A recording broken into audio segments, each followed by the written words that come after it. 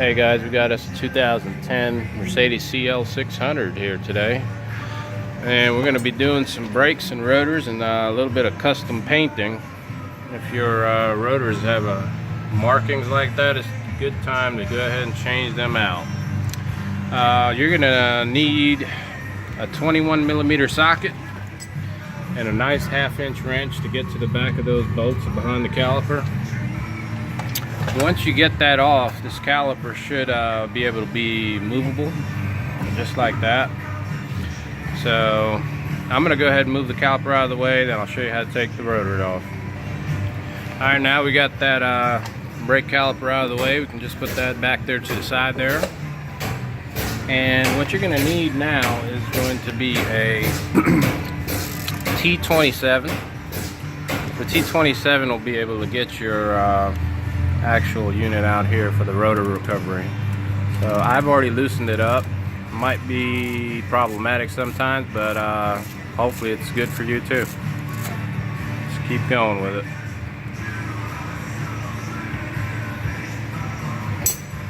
Okay.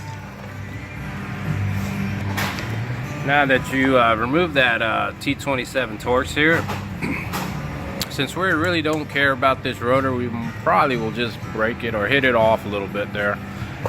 Polo's going to demonstrate here. There we go. Ooh, that one's been on there for a nice solid time there.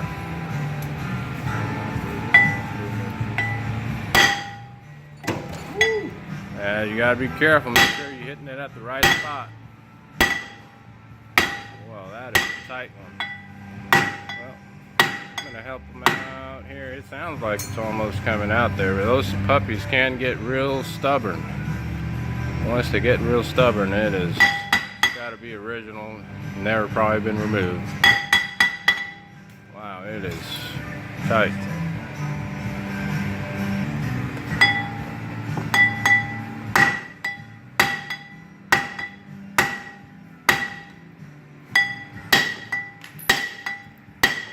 Wow.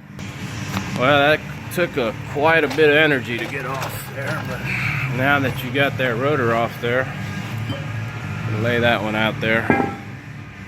See that one? Excessive waves in it. Alright, so this is what you'll be left with. This is the best time to go ahead and inspect your wheel bearings. Just turn it real nice and slow. Feel for any kind of rhythms, feedback coming back to you. If you don't feel anything like that, you're good to go.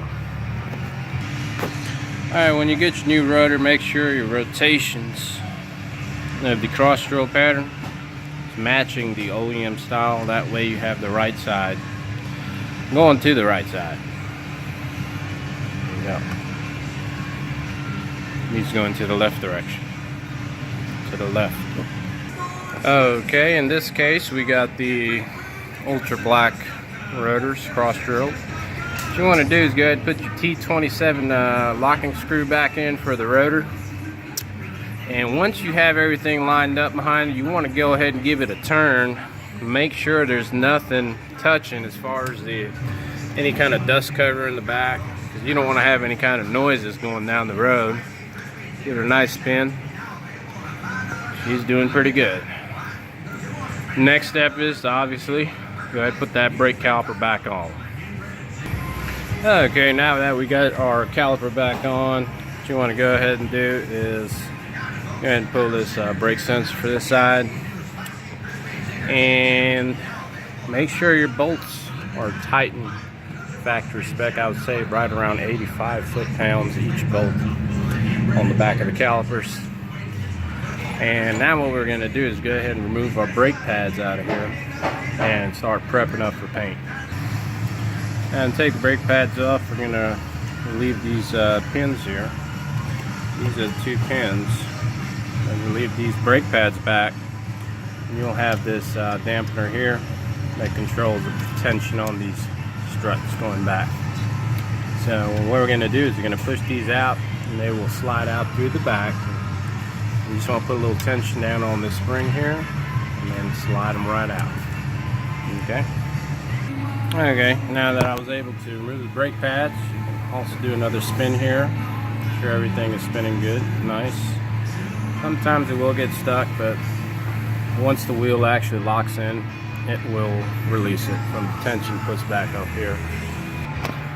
There she goes. Just need a little bit of settlement, that's all. Spin it nice and easy. Okay. Now this was the setup that was roof. Well, make sure you just want to keep it in the same area. Top slide out pin, lower pin, tensioner assembly for the brake system. And these are the brake pads, which were completely shot almost. Excessive waves. Believe it or not, still hasn't gotten into the actual wear sensor. Pretty wild. Okay, let's prepare the new brake pads now. Okay. This is the old brake sensor here. Just want to make sure it's still good. If it's still good, you'll see that little indentation raised up in the middle there. Doesn't show any metallic particles, so we're good on this one. You can just slide it right into the new unit here. And go right in. There she goes. Good to go on the new brake caliper. Okay. Go ahead and slide this unit in. Can be difficult first going in, so you really want to maneuver it in there properly. It requires two hands, so I'll be right back. Sorry about it. Okay. Now that I got the brake pads in, make sure the sensor's in the original spot. And here is the actual sensor that's going to plug into this unit here. So just make sure your brake pads are exactly lined up with these rotors. It'll make it a lot easier for you when you're sliding the pins back in, because they're lined right up real good. Okay? Be right back. Okay. Now that we got our pins back in here, just want to make sure that this pin here is really lined up flush. Also flush here. Both sides. And what you can do is go ahead and connect your connector back in to your brake wear sensor. There she goes. You can initiate another spin, make sure everything's okay, and we'll get a little tight here and there, but once the wheel goes on, it'll settle right in. Alright, we're going to start prepping the caliper for paint.